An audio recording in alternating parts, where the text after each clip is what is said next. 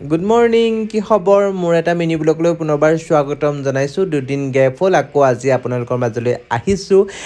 ৰাসৰ এটা ভিডিঅ' লৈ ৰাসৰ এইবাৰ পূৰ্ণিমা দিনাখন মেকআপ কৰিবলৈ নাপালোঁ নিজৰ ব্যস্ততাৰ মাজৰ কাৰণে সেইটো কাৰণে আজিয়ে সেইটো ফিল আপ কৰি দিছোঁ দৈৱকী মেকআপ কৰিবলৈ আহিলোঁ লাডৈ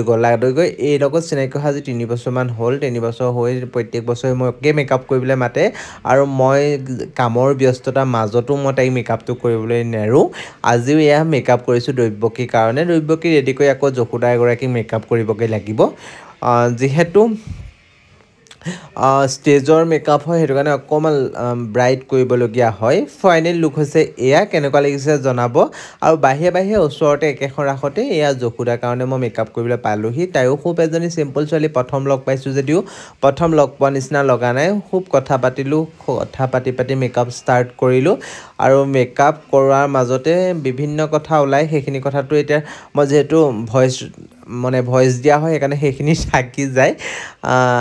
এয়া ফাইনেল লুক তাই মানে সেই